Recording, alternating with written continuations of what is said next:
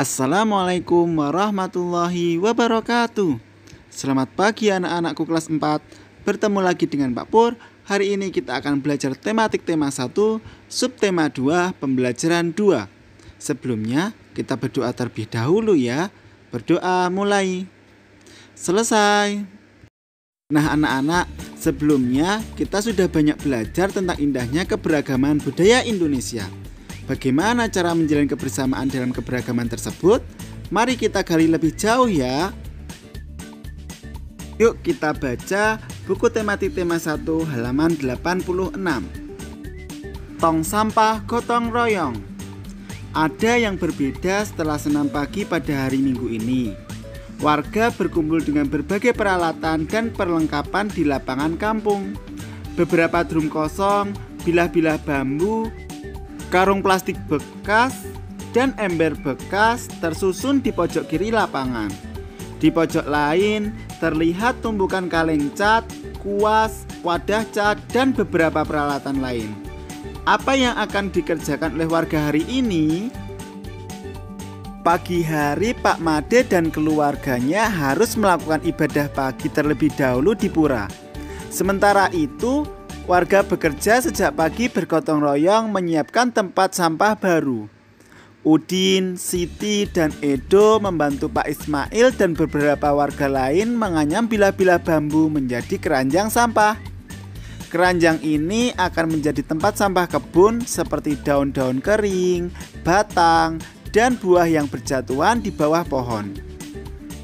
Lani memilih untuk membantu warga yang memoleskan cat dasar putih pada ember dan drum bekas. Ada juga warga yang menambah lubang-lubang di karung-karung plastik bekas agar nantinya bisa dipakai kembali menjadi tempat sampah kering. Kira-kira pukul 10, Pak Made, Dayu, dan keluarganya sudah kembali dari kegiatan ibadah. Tong-tong sampah baru siap dihias.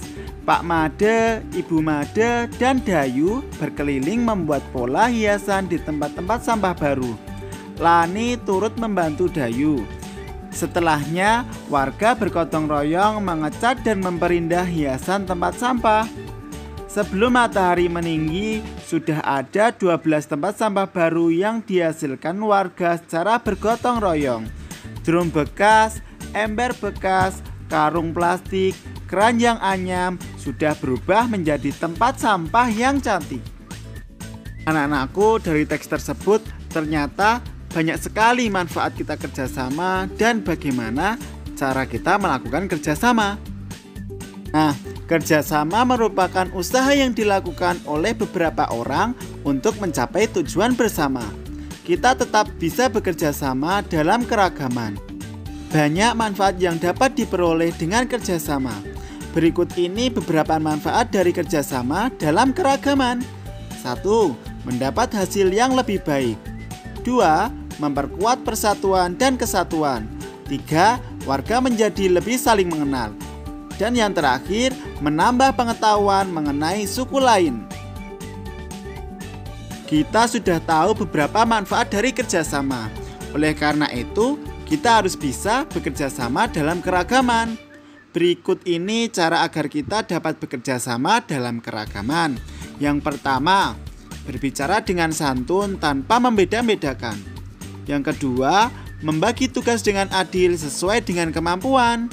Yang ketiga, membuat keputusan yang tidak merugikan golongan lain. Dan yang keempat, menghargai pendapat orang lain meskipun berbeda golongan.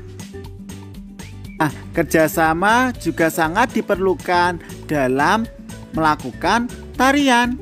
Nah, anak-anak kan sudah berlatih gerakan dasar tarian Bungung Jumpa. Sekarang kita akan berlatih menarikan dengan menggunakan formasi. Nah, kita dan teman-teman dapat berlatih menarikan berbagai tarian.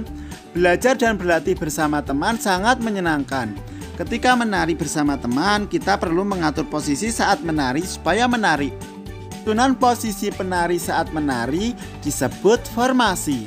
Dalam tari, ada beberapa macam formasi. Ada formasi sejajar, diagonal atau menyilang, zigzag, melingkar, dan formasi huruf V.